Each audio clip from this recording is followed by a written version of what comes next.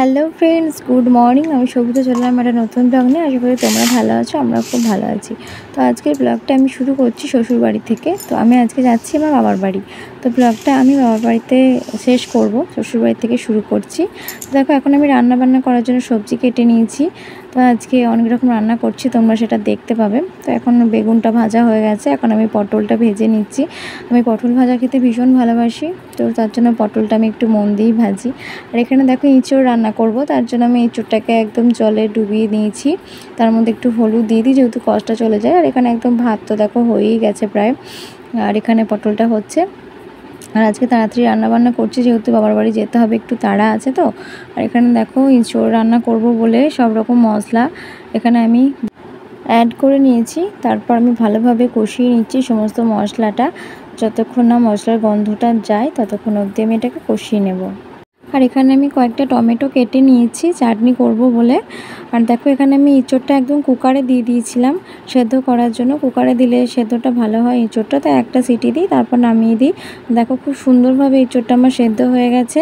তা আমি তোমাদের দেখিয়ে দিচ্ছি, খুব সুন্দর সেদ্ধ হয়েছে এঁচোড়টা। আর খেতেও ভীষণ ভালো লাগে কুকারে সেদ্ধ করে নিলে। আলু আর এঁচোড় সেদ্ধ করে নিয়েছিলাম। আর এখন আমি মশলার ওপর সেগুলো দিয়ে দিচ্ছি। জলটা দেবো না, জলটা দিলে একটু তেঁতো তেঁতো মনে হয়, খেতে কেমন একটা লাগে, তাই জলটা আমি দিই না। এঁচোড়টা দিয়ে আমি ভালোভাবে ফুটিয়ে নেব। আর দুটো কাঁচা লঙ্কা দিয়ে দিয়েছি, ব্যাস আমার রেডি হয়ে যাবে এঁচোড়। আর এখানে হচ্ছে টমেটোর চাটনি।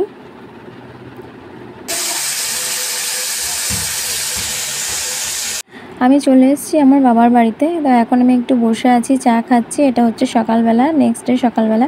তো বিড়ালটা দেখো এখানে কীভাবে বসে আছে। বাড়িতে একটা নতুন বিড়াল এসছে, আমি প্রথম দেখলাম। বিড়ালটা কিন্তু প্রেগনেন্ট, হ্যাঁ। তো একদম উঠতে পারছে না, ভীষণ কষ্ট হচ্ছে ওর। আমাদের বাড়িতেই থাকে, ও এখানে খাওয়া দাওয়া করে।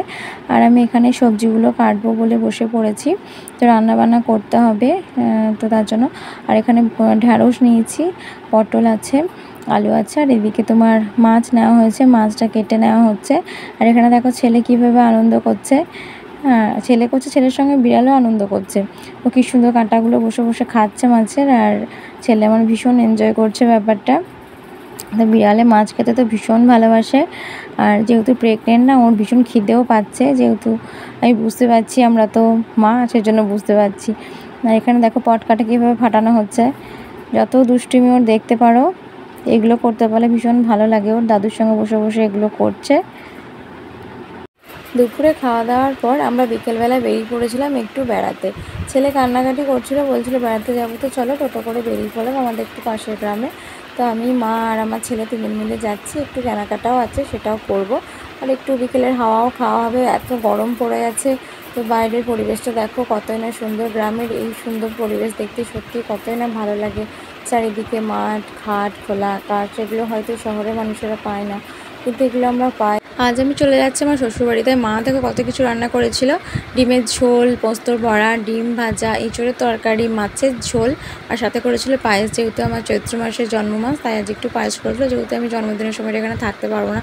চলো বন্ধুরা, আজকের ব্লগটা কেমন লাগলো অবশ্যই জানাবে। ভালো লাগলে আমার চ্যানেলটা সাবস্ক্রাইব করে দেবে, পাশে থেকো।